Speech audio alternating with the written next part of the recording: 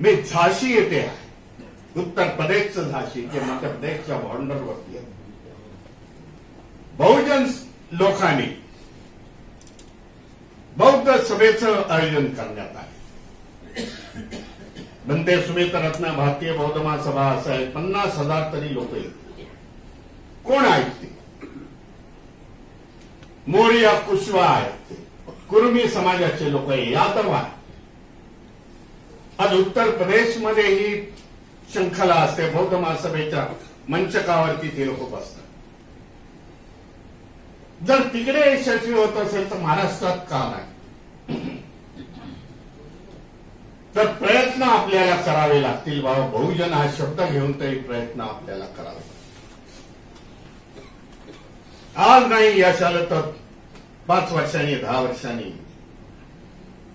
अकोल्याच्या जिल्हा परिषदेचं सांगतो, राजकारण करत नाही.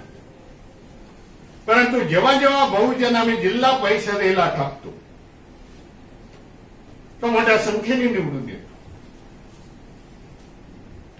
कारण ते त्याच्या समाजाच्या लोकांना मतदान करतात. मागच्या शेवटच्या कोरोनामध्ये आमच्या त्या देव मॅडम म्हणून होत्या जिल्हा परिषदेमध्ये, सारख्या निवडून यायच्या 5 टर्म. कोरोनामध्ये त्या वारल्या. ब्राह्मणवाडीमधून त्या निवडून यायच्या.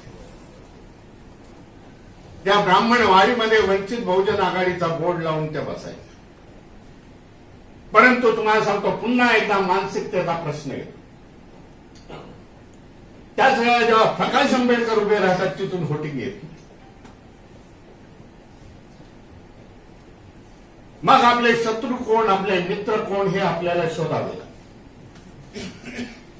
ट्रान्सफर ऑफ व्होट आपल्याला बघावे लागते. प्रयत्न तर केला ह्या वेळेला देखील. जे असेंब्लीचं इलेक्शन झालं त्याच्यामध्ये बौद्ध आणि मुस्लिम कॉम्बिनेशन आता कोणीतरी सांगितलं. 10 उमेदवार हे मुस्लिमांचे पहिल्यांदाच डिक्लेअर केले. मुस्लिमांनी आपापल्या ह्याच्यामध्ये जावा आणि प्रचार करावा. कारण आपण पण बघतो आपले मित्र कोण आहेत. जो मायनॉरिटीज जर एकत्र येत असतील आणि मायनॉरिटीच्या माध्यमातून थोडीफार सत्ता आपल्याला मिळत असतील, हा प्रयोग केला परंतु यशस्वी झाला नाही हे देखील सांगतो. पण निराश नाही. व्होटिंग चांगली मिळाली परंतु ते विजयाप्रती नेण्यात आली नाही हे देखील जाणतो. अनेक त्याच्यामध्ये गडबडी झाल्या ईव्हीएमच्या माध्यमामधून. संपूर्ण महाराष्ट्र जाणताय. प्रत्येक आंबेडकरवादी हा जाणतोय की ईव्हीएमच्या माध्यमातून हे सरकार बसलेली आहे. ज्याने नेतृत्व करायला पाहिजे, ज्या रजिस्टर पार्टीने, नॅशनलाइज पार्टीने या महाराष्ट्रामध्ये ते करायला तयार नाही हे देखील लक्षात घ्या. जर आज आम्ही आवाज उठवला, आंबेडकरवाद्यांनी, आम्ही तुम्ही सगळ्यांनी जर आवाज उठवला तर एक मानसिकता होते की आंबेडकरवादी हे व्यवस्थेच्या विरुद्ध नेहमी बोलत असतात. जेव्हा तो राज ठाकरे मुंबईमधून बोलतो तेव्हा महाराष्ट्रामध्ये जाता कुठनं कोणी गडबड आहे. आज महत्वाची केस मुंबईच्या हायकोर्टामध्ये चालू. प्रकाश आंबेडकर यांनी पिटिशन फाईल केलेला. बाबा, एका तासामध्ये 72 लाख वाढले कसे, असं त्याने हायकोर्टाला विचारलेलं. स्वतःच पिटिशन तयार करतात, स्वतःच जाऊन आर्ग्युमेंट करतात. पण ह्या वेळेस बरं झालं की त्या दोन्ही जजेसना हे पटवण्यात त्यांनी यशस्वी झाले आणि 2 आठवड्याचा टायमिंग दिलाय सेंट्रल गव्हर्नमेंटच्या इलेक्शन कमिशनरला आणि स्टेट इलेक्शन कमिशनरला की 2 आठवड्यामध्ये अॅफिडेव्हिट फाईल करा. नाही दूध का दूध आणि पाणी का पाणी त्यावेळेस होईल एवढं आपल्याला माहिती आहे. पण याच्या पुढे जाऊन आपण विचार करायला पाहिजे ही केस स्ट्रॉंग कशी होईल. कायद्याचा अभ्यासक आहेत बरेचसे कायदे तज्ञ आज इथे बसलेले आहेत. अशा वेळी मला तरी वाटतं इंटरव्हेन्शन ऍप्लिकेशन ह्या सगळ्या राजकीय पक्षाकडून व्हायला पाहिजे. मग काँग्रेस आहे, राष्ट्रवादी आहे, शिवसेना जे विरोधीमध्ये होते, इंडिया गठबंधनमध्ये होते,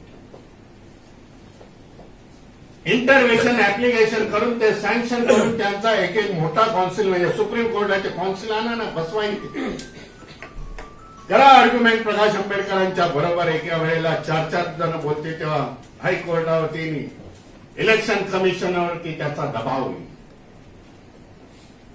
परंतु असं होताना दिसत नाही हे देखील लक्षात घ्या. कारण क्रेडिट मग प्रकाश आंबेडकरांना नाही.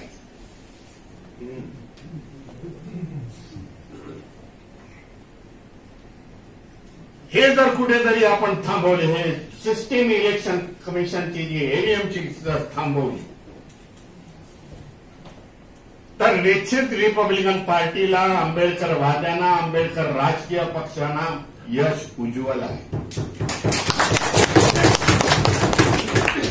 कारण प्रश्नावरती लढा देतो. अनेक प्रश्न आज समाजामध्ये निर्माण झालेले आहेत. 2014 पासून जेव्हापासून हे केंद्रामध्ये बसले, काही राज्यामध्ये हे लोक बसलेले आहेत. अनेक प्रश्न आहेत. कांबळेंनी जो मुद्दा मांडला, मी नेहमी म्हणतो एज्युकेशन वरती कोण बोलत कसं नाही.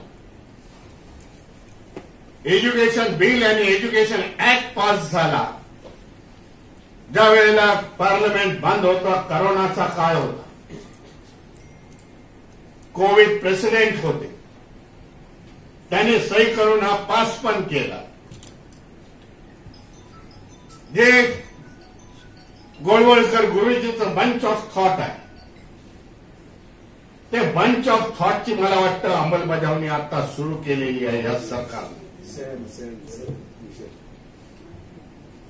कारण या एज्युकेशन पॉलिसीच्या माध्यमातून शेतकऱ्याचा पोरगा शेतकरी होणार, कामगाराचा पोरगा कामगार होणार, डॉक्टरचा पोरगा डॉक्टर, इंजिनियर वगैरे होणार. ही सिस्टीम आहे, अगदी सिस्टमॅटिक. बंच ऑफ थॉट मध्ये लिहिलेलं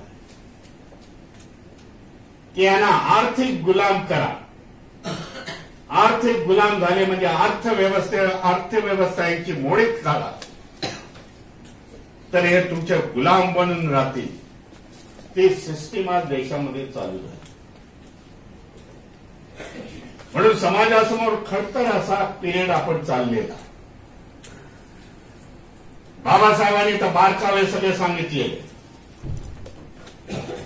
नाही हा रथ पुढे क्रांतीचा नेता आला तर नेऊ नका, पण तिथेच ठेवा, मागे नका नेऊ. हे बाबासाहेबांचे बोल आहे.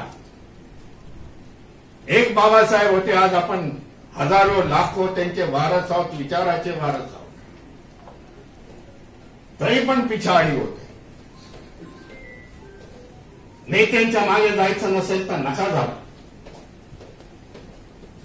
तर तुमची तरी एकी ठेवा, समाजाची एकी ठेवा.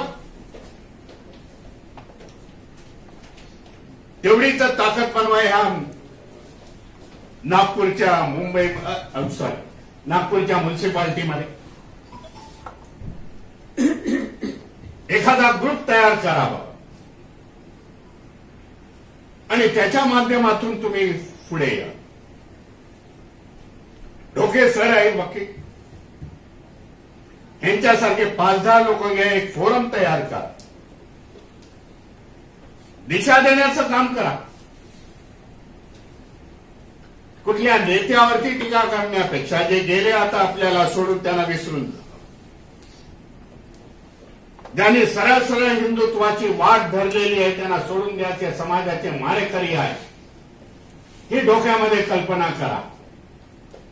पूर्व इतिहासाने समाजासाठी काय केलंय छोड दो.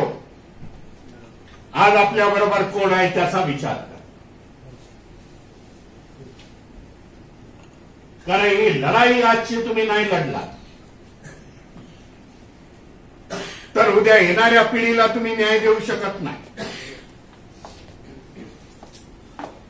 तेव्हा तो तुमचा मोठा झालेला छोटा असलेला मुलगा जेव्हा मोठा होईल, मुलगी मोठी होईल, तेव्हा तो विचारेल, अरे बाबा संविधान जात होतं, सगळंच जात होतं, तेव्हा तुम्ही काय करत होता, हा प्रश्न विचारल्याशिवाय राहणार नाही. लढाई अस्तित्वाची आहे. कारण बाबासाहेबांनी आपल्याला क्रांती दिलेली आहे. धार्मिक क्रांतीची आपण घेऊन चाललोय, सामाजिक क्रांती या देशामध्ये घेऊन चाललोय. बहुजन महापुरुषाचे